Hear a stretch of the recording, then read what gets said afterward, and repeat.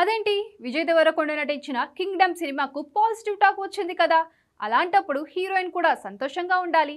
అయ్యో పాపం ఎందుకు అంటున్నారు అనుకోవచ్చు. సినిమా చూసిన వాళ్లకు ఈ పాపం సంగతి తెలుస్తోంది. 2 గంటల 40 నిమిషాల నిడివి ఉన్న సినిమాలో భాగ్యశ్రీ కనిపించింది కేవలం 10 నిమిషాలు మాత్రమే అంటే నమ్మడం సాధ్యమేనా? అసలు ఈ సినిమాలో హీరోయిన్ అవసరం కూడా లేదు. కొండన్న ఫ్యాన్స్ ఫీల్ అవుతారని ఒక హీరోయిన్ ని తీసుకొచ్చి పెట్టాడు అంతే.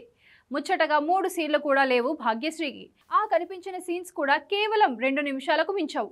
మిస్టర్ బచ్చన్ లాంటి సినిమా తర్వాత ఏడాదికి పైగానే గ్యాప్ తీసుకుంది ఈ ముద్దుగుమ్మ. వరుస సినిమాలు ప్రస్తుతం ఈమె చేతిలో ఉన్నాయి. ముందుగా విజయ్ దేవరకొండ సినిమా వస్తుంది, తన కెరీర్నే మార్చేస్తుంది అని ఎన్నో కలలు కంది భాగ్య. తీరా చూస్తే ఈ సినిమాలో ఆమె ఎక్కడుందో వెతుక్కోవాల్సిన పరిస్థితి వచ్చింది. పోనీ హృదయం లోపల పాట చూద్దామనుకుంటే ఉన్న ఒక్క రొమాంటిక్ సాంగ్ లెంత్ ఎక్కువైపోయిందని లేపేశారు. కనీసం ఎండ్ కార్డ్స్ అయినా పాట పడుతుందేమో అని వెయిట్ చేశారు భాగ్య అభిమానులు. అది కూడా జరగలేదు. ఇప్పుడు దర్శక నిర్మాతలను అడిగితే సెకండ్ పార్ట్లో హీరోయిన్ పార్ట్ ఎక్కువగా ఉంటుంది అంటున్నారు. 2 ఏళ్ల తర్వాత మొదలు కాబోయే రెండో పార్ట్ గురించి ఇప్పటి నుంచి కలలు కంటూ కూర్చోవాలా అని భాగ్యశ్రీ అభిమానులు అడుగుతున్నారు. ఈ సినిమా నుంచి శ్రీలీల తప్పుకోవడానికి బహుశా ఇదే కారణమయ్యుండొచ్చు అని ఇప్పుడు అందరూ అనుకుంటున్నారు. ఇందులో ముందుగా శ్రీలీల హీరోయిన్ గా ఎంపికైంది.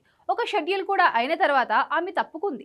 డేట్స్ అడ్జస్ట్ కాక తప్పుకుందేమో అనుకున్నారు. కానీ సినిమా చూస్తే ఒక్క రోజులోనే ఆ సీన్స్ అన్ని షూట్ చేయొచ్చు. కాబట్టి డేట్స్ అడ్జస్ట్ కాక తప్పుకుంది అనడం నిజంగా తప్పే అవుతుంది.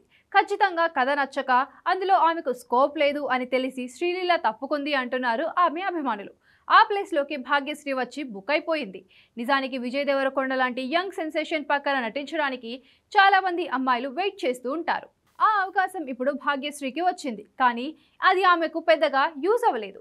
ఒక సినిమా చేశారు అనే లెక్కలో అయితే కనిపిస్తుంది. కానీ కెరీర్ పరంగా మాత్రం భాగ్యశ్రీకి కింగ్డమ్ పెద్దగా చేసిందేమీ లేదు.